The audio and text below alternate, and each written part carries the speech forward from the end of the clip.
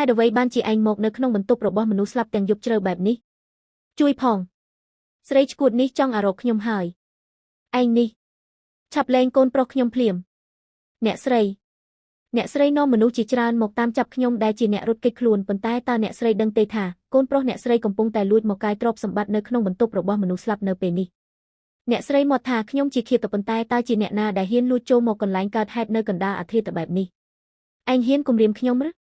ក្នុងផ្ទះនេះទោះបីជាខ្ញុំវាយអញឲ្យស្លាប់នៅយប់នេះក៏គ្មានបញ្ហាអ្វីដែររំខានដល់កន្លែងនេះហើយឬ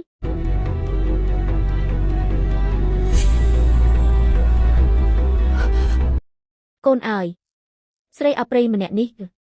តវត្ថុនោះចោះគ្រួសារយើងមិនទទួលយកវិធីសះថោកទាបបែបនេះឡើយគេអ្នកស្រីគឺគេដែលចង់សម្លាប់ខ្ញុំដើម្បីបិទមាត់មុនខ្ញុំគ្រាន់តែការពារខ្លួនប៉ុណ្ណោះកូនបានធ្វើរឿងឆោតល្ងងដោយទៅបុកគេថ្ងៃស្អែកខ្ញុំនឹងដាក់ទោសគេឲ្យទៅលុតជង្គង់ក្នុងទីសក្ការៈប៉ុន្តែឯងបានចូលមកដល់ក្នុងផ្ទះនេះហើយដូច្នេះឯងគឺកូនប្រសារដែលបានរៀបការត្រឹមត្រូវតាមប្រពៃណីហើយម្ដាយនាងគឺជាស្រីនាំសំណាងអាក្រក់នាងថែមទាំងជាអ្នកដែលធ្វើឲ្យបងប្រុសស្លាប់ទៀតផងទោះបីជានាងជាស្រីនាំសំណាងអាក្រក់ឬយ៉ាងណាក៏នាងចូលមកតាមរយៈពិធីរៀបការដ៏ធំដុំដែរក្នុងនាមនាងជាភរិយារបស់កូនប្រុសច្បងដែលបានស្លាប់ទៅហើយរឿងដែលឯងត្រូវរៀនមិនមែនជាការស្រែកឡូឡានោះទេប៉ុន្តែគឺការចេះស្ងប់ស្ងាត់ក្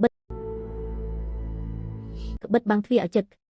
កុំឲ្យខ្យល់ពេលយប់ធ្វើឲ្យរំខានដល់ដំណេកដ៏ស្ងប់ស្ងាត់របស់ម្ចាស់ស្រីសេរីពួកយើងរងចាំមើលទៅ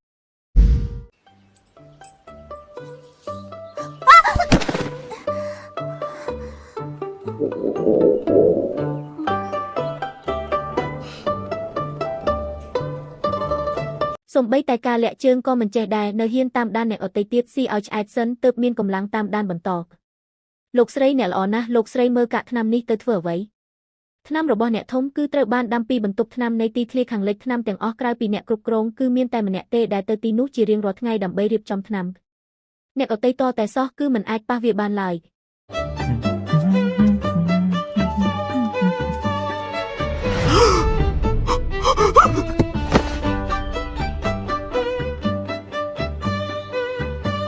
សេរីបើអញរត់មួយជំហានទៀតសាកមើលបងថ្លៃថ្ងៃនេះអាកាសធាតុល្អណាស់លោកស្រីហេតុអ្វីមិននៅក្នុងទីធ្លាសម្រាកនេះសេរីមិនឲ្យខ្ញុំដោះលែងតើខ្ញុំមិនអាចចេញមកដើរលេងបានទេល្អណាស់ខ្ញុំមានរឿងខ្លះត្រូវទៅបន្ទប់ថ្នាំនៃទីធ្លាខាងលិចបន្តិចគេថាទីនោះគ្រប់គ្រងដោយអ្នកគ្រប់គ្រងអ្នកខាងក្រៅមិនឲ្យចូលសេរីសូមខ្ចីមុខមាត់របស់ឯងទៅប្រើបន្តិចចុះមិនទៅទេខ្ញុំបាននិយាយហើយឲ្យខ្ញុំនៅឲ្យឆ្ងាយពីអ្នកបន្តិចខ្ញុំនឹងនាំអ្នកទៅបន្ទប់ថ្នាំបើគេរកឃើញម្ដាយខ្ញុំនឹងវាយជើងខ្ញុំបាក់មិនខានមានមនុស្សហើយគាត់ដែលជាប្អូនប្រុសទី2គាត់កំពុងតែដើរលេងនៅកណ្ដាលថ្ងៃត្រង់បែបនេះថែមទាំងមិនគោរពបងថ្លៃដែលទើបនឹងរៀបការថ្មីទៀតផងតូនតាអើយប្អូនស្រីអើយអ្នកឈប់និយាយទៅខ្ញុំនឹងនាំអ្នកទៅតើមិនបានទេ